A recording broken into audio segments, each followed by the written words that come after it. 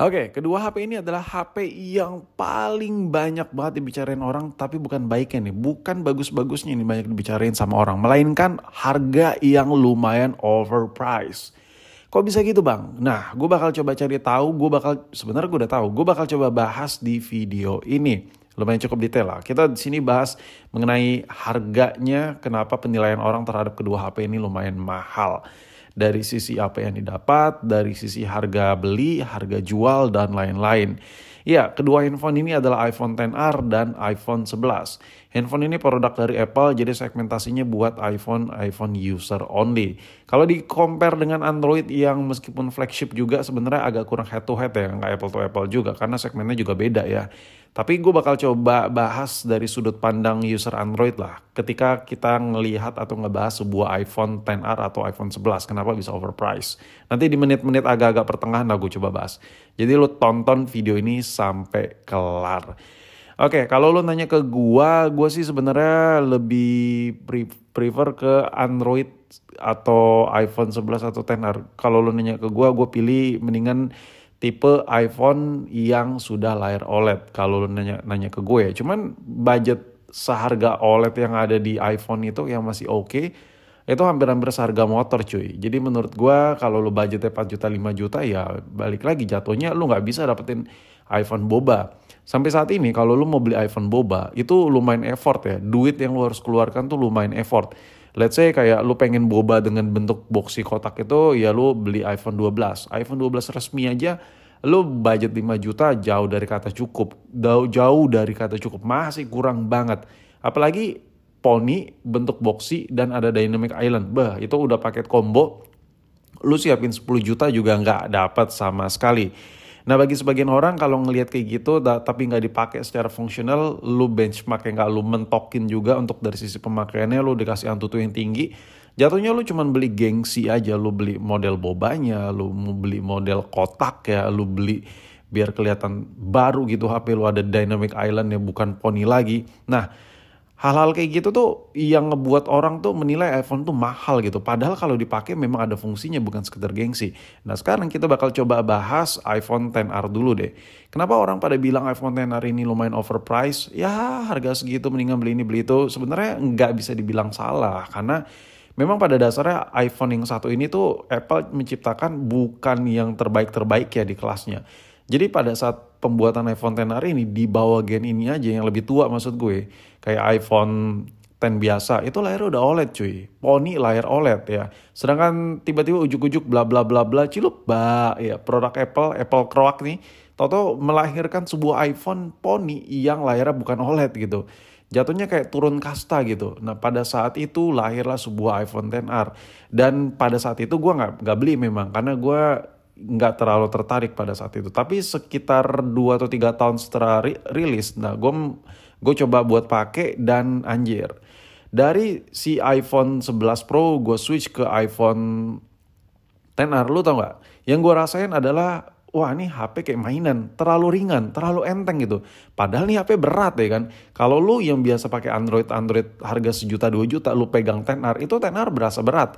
Tapi buat lu yang udah biasa pakai 11 Pro Max pada saat itu, Pro Max ya. Pegang sebuah iPhone XR itu adalah sebuah iPhone yang kayak kopong, kayak gak ada isinya gitu. Nah itu yang gue rasain pada saat itu. Nah itu pun terjadi di sekarang. Kalau lu beli Android yang harga 3 juta, 4 juta, let's say yang harganya sama dengan XR ini, otomatis tuh HP udah pada berat ya kan, padat, bezelnya tebel, layarnya gede. Nah, ketika lu pegang XR, otomatis HP-nya kayak HP kopong, kayak HP mainan. Itulah yang terjadi. Jadi dari sisi feel kita pegang aja, sekiranya lu budgetnya sama dengan Android atau si iPhone XR ini, ketika lu beli iPhone XR bakal berasa lebih murah HP-nya. Itu poin yang pertama ya. Itu yang gue rasain dari user. Gue sebagai pengguna tulen iPhone XR ya. Pada saat itu gue pakai sampai 1 tahun lebih cuy. Dan gue berdasarkan apa yang gue pakai dan gue cerita-cerita sama teman-teman gue yang pakai XR juga dan mereka ngerasain hampir sama lah sama gue. Dan sekarang kita coba switch ke iPhone 11 dulu deh. Nah iPhone 11 ini juga gak jauh beda dengan XR. Hanya saja Apple di iPhone Gen 11 ini fokus ke peningkatan performa tipis-tipis, dan kameranya. Fitur kameranya bertambah sedikit karena lensanya jadi 2 dari XR1 ini jadi 2, yaitu lensa lebarnya. Tapi yang sama dengan XR, antara 11 dengan XR adalah handphone ini sama-sama bukan OLED layarnya. Jadi ketika lu pegang HP ini berasa HP lebih murah gitu, rasanya lebih murah. Tapi memang di iPhone 11 ini gue ngerasa feel-nya lebih padat aja gitu. Dari sisi pemakaian, dari sisi gue pegang, berat dan lain-lain. Entah kenapa feeling gue tuh lebih padat di iPhone 11. Kayaknya Apple melakukan sedikit improvisasi terhadap gen yang satu ini.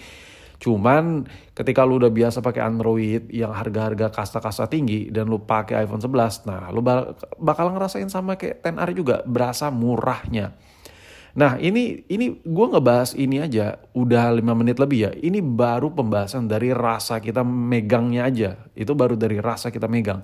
Gimana rasa kita menggunakan handphone ini? Jelas, handphone ini bukan OLED, jadi kayak turun banget performa di mata lo ya. Jadi ketika lu pakai, kayak kok kurang gitu ya. Pertama, layarnya belum 120. Yang kedua, di mana-mana Android harga 1 juta 2 juta udah pada AMOLED ya kan. Jadi dari sisi pencahayaan, dari sisi saat lo nonton video dalam kondisi ruangan yang gelap misalnya, itu berasa handphone lo tuh kayak kurang klimaks gitu. Menang ya, cuman kameranya aja. Kalau dibandingkan dengan Android yang setara dengan iPhone XR atau iPhone 11. Jadi dari poin-poin itu aja banyak bisa menyimpulkan orang di luaran sana, alah ngapain sih lu beli itu, kok overprice, mendingan Android inilah, Android itulah. Nah, dari rasa mereka make itulah timbul kalau sebuah Android itu jauh lebih worth it, jauh lebih oke ketimbang si XR. Nah, sekarang gue bakal coba ngebahas dari sudut pandang user Android dan gue juga sebagai user Android. Ketika gue disuruh pilih mending XR atau SE lagi, atau si S21 FE ini, jujur gue bakal pilih kalau nggak ketergantungan dan data kerjaan gue nggak banyak di Apple, gue bakal pilih si Samsung ini. Kenapa? Dengan harga yang sama gue dikasih lensa 3 biji ya, dan gue dikasih baterai yang lebih besar.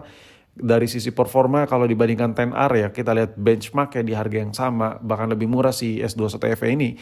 Gue bakal dapat performa yang lebih oke ketimbang XR, dan dijamin lagi layar AMOLED maksud gue, dan lebih goksel lagi 120 Hz layarnya. Jadi kemana-mana udah pasti menang si S21 FE.